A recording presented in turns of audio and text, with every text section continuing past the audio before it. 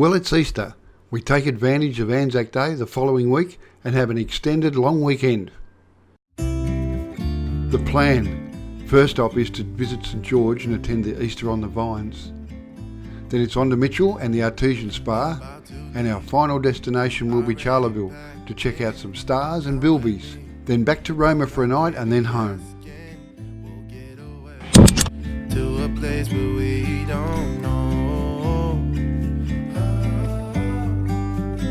about to see the world in action, what we can be, life with no distractions. We'll get away, this is what we waited for. Take my hand, we'll make it somehow. We can't miss out. I'm done living life with the lights out, down with my own doubts. Be free with me. Be free. Be free with me. Be free. Not looking back, eyes on the freeway, Bonnie and Clyde, a classic cliche. We're on the run, this is what we waited for. Oh, take my hand, we'll make it somehow. We can't miss out. I'm done living life with the lights out, down with my own doubts. Well, welcome to St. George. The town was named by Major Thomas Mitchell, who crossed the Balloon River on St. George's Day, 23rd of April 1846. It has a population of around 2,500 people, and the town is a centre for cotton growing as well as sheep and cattle.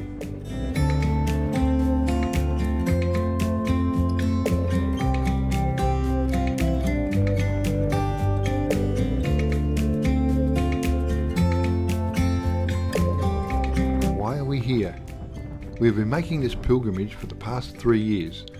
We find a nice little camp on the banks of the Balloon River and attend Riversands Easter on the Vines, which I'll tell you a bit more about shortly. Oh, be free with me.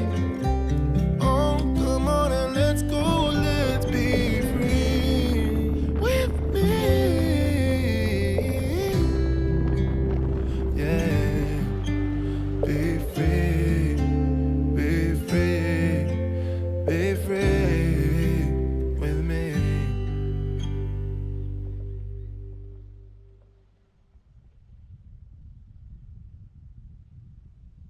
Just been up to check out what they're getting all set up for today. So we're at Riversands in St. George to attend the Easter on the Vines. Looking forward to it. Got a cracking little campsite down on the river. There's only ourselves and one other camper.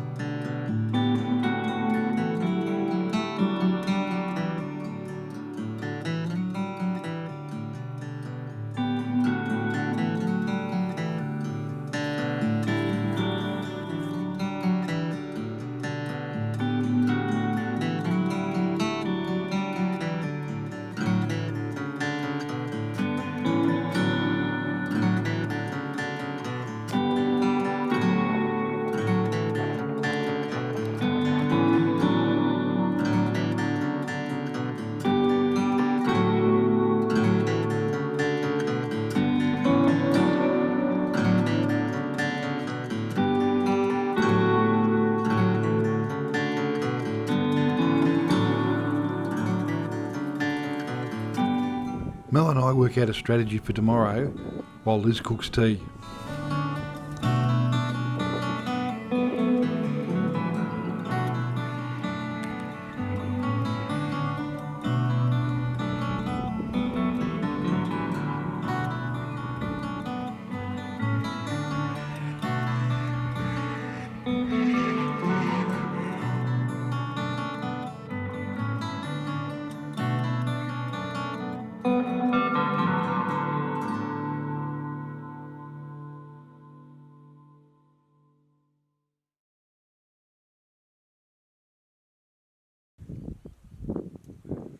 Up nice and early on Saturday morning, Liz and I head into downtown St. George.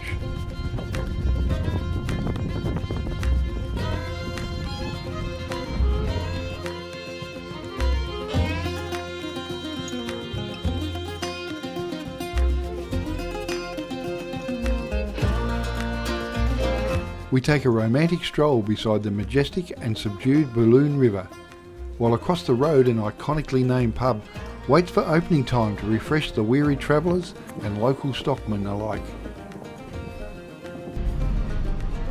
We really don't need much, just a couple of things that have been forgotten, so we stop in at the local IGA and then it's back to Riversands.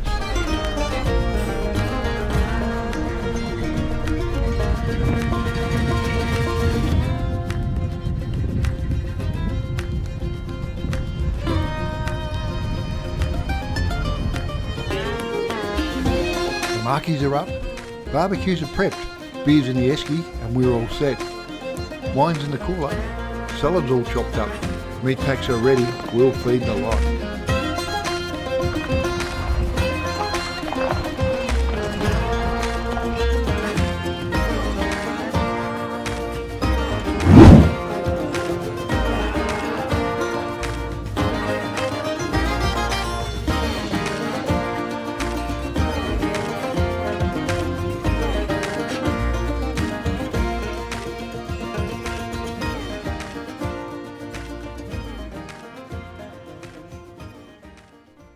I bet those boots could tell a tale or two.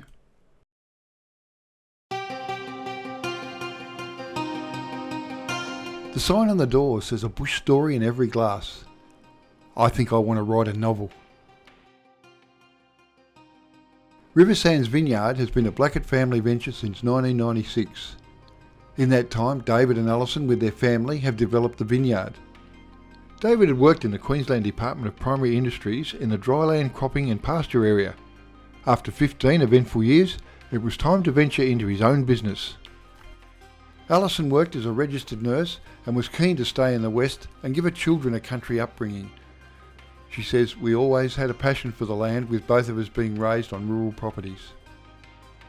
David had watched his own family wrestle with the devastation of drought for many decades, so he wanted to ensure their own business was fully irrigated. They purchased Riversands in 1996 as an established table grape vineyard and relocated to St. George.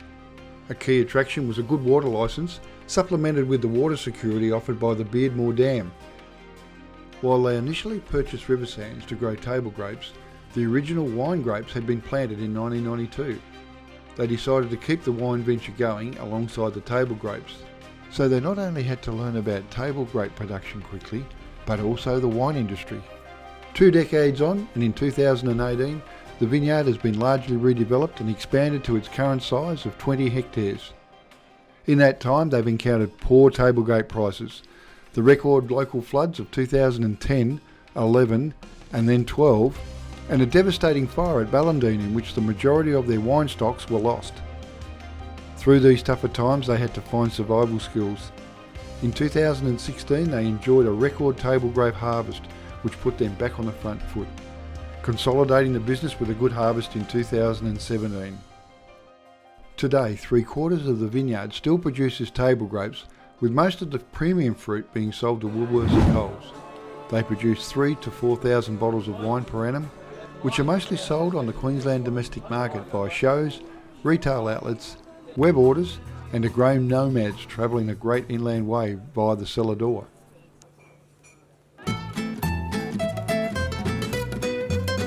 Let me tell you about Riversands Easter on the Vines. it never fails to deliver a great fun weekend. For the kids, they hold Easter egg hunts and colouring in competitions each day, and there's a large grassy area where the younger kids can play. For the big kids, there's country music, family entertainment and laughter.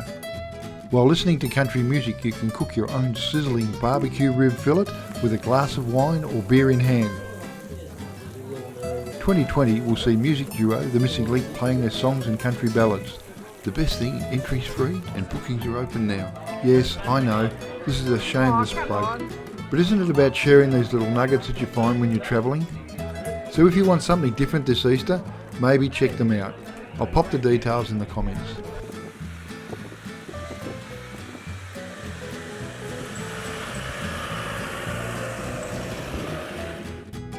All stocked up with Riversands wine, it's time to move on. We head west for a short time before turning onto the Mitchell St. George Road for some 200 kilometres. This should have us in Mitchell before lunch.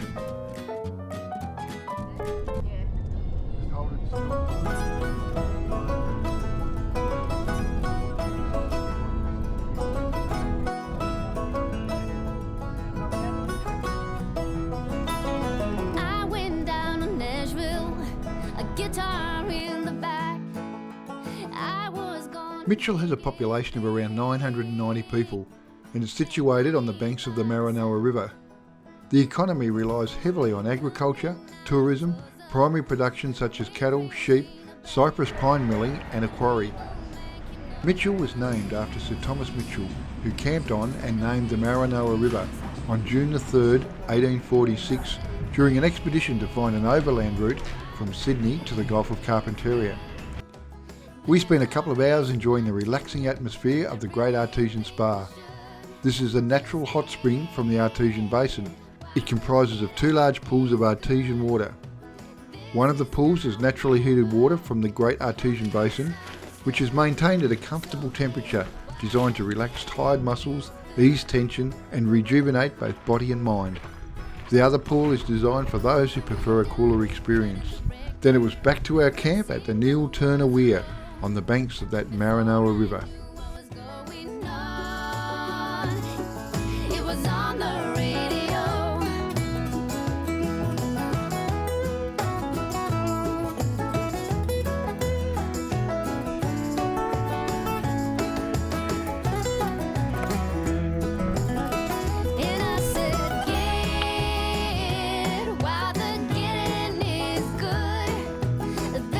A bit of water in it from time to time, double as a list.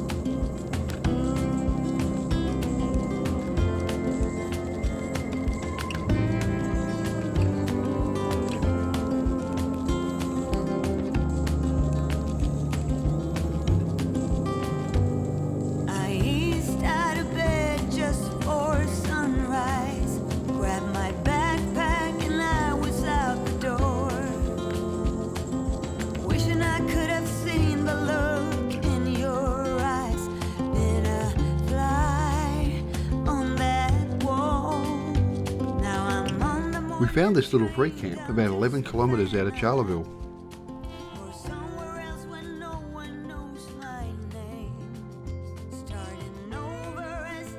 Welcome to Charleville. It was surveyed in 1868 by William Tully, who named the town after his childhood home at Charleville in Country Cork Island.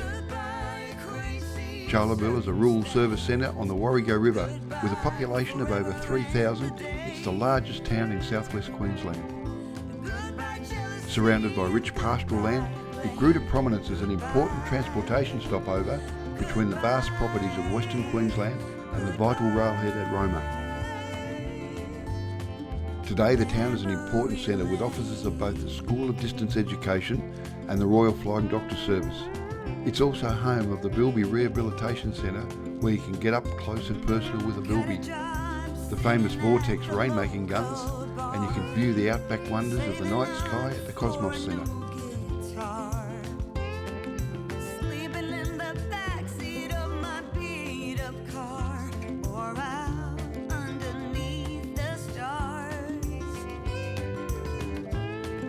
First stop was to set up camp. We elected to stay at the Bailey Bar Caravan Park. We have stayed here before, but in the cabins on our way to the Simpson Desert. Meeting ladies. So where are we going?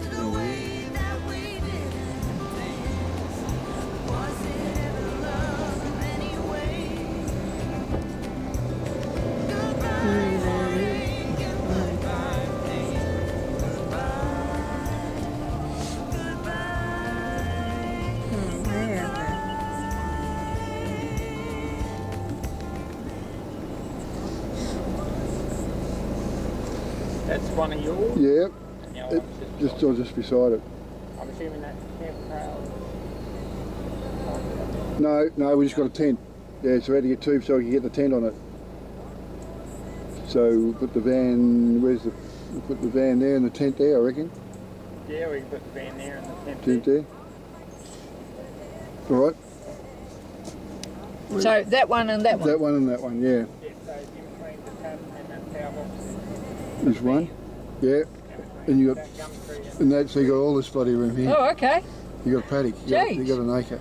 Cool. All right. We don't stay in a lot of caravan parks, Oh, but when we do appreciate the fact that they take a bit of time to show you your spot. It just makes things so much easier.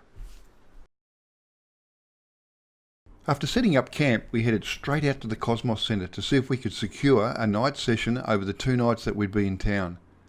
After getting that sorted, we headed back to the information centre to check out what other things we could do during our stay in Charleville.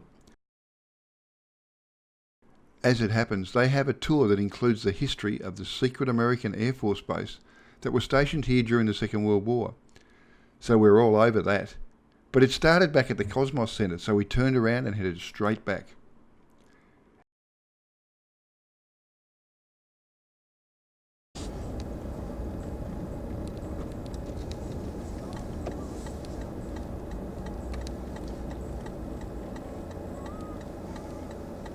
In 1942, Charleville Airport was handed over to the United States as a top secret base during World War II.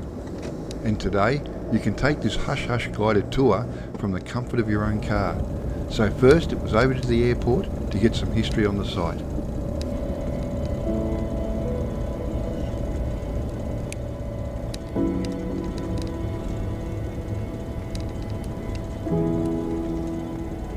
In 1942, we had 3,500 US troops catch a train from Sydney to Charleville. Those poor buggers spent 11 days on that steam train, so they would have been quite happy to get off here, whether it was in the middle of summer and during a nice 45-degree day. But the base was also declared a township in its own right. The base actually went for 24 square kilometres. So they did take over the train station, they took over Charleville Hospital, went across the Mitchell Highway, over the Bullen Highway, and then down the back over the Warrego Highway. After sharing some information about the airfield, we jump back in the cars and head out to the mulga trees to a concrete shelter, where the story continues.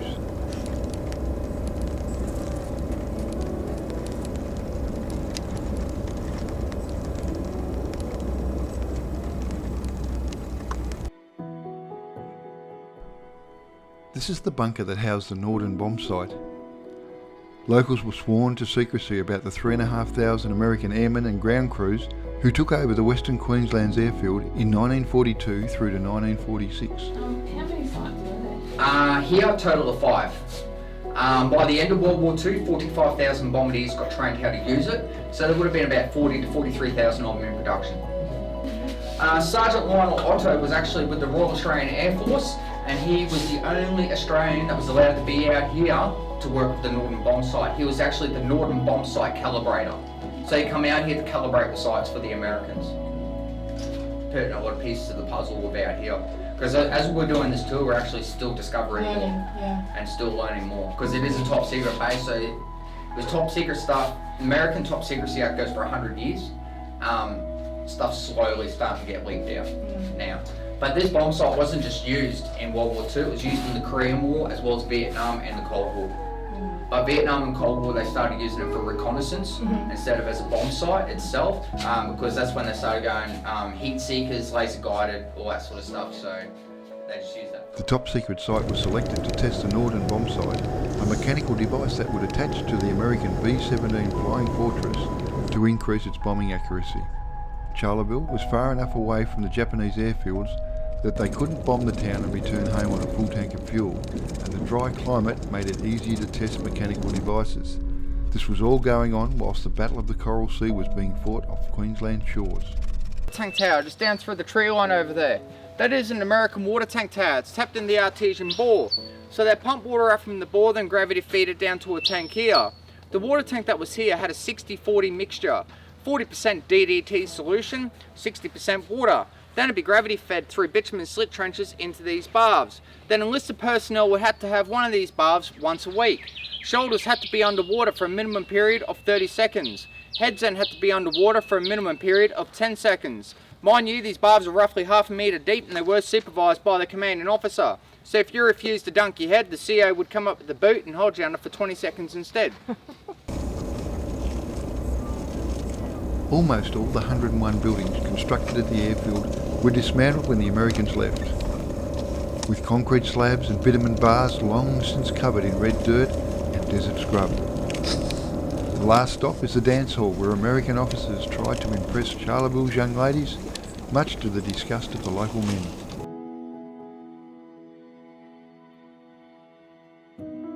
Only 3 buildings and several concrete pads discovered when the land was pegged as an industrial estate remain. But other remnants of the camps where men lived in tents are still being uncovered as the town pieces together what happened there more than 70 years ago. As you could see, the weather this afternoon wasn't too flash, and unfortunately, the cloud cover didn't disappear, so the night of stargazing at the Cosmos Centre was canned.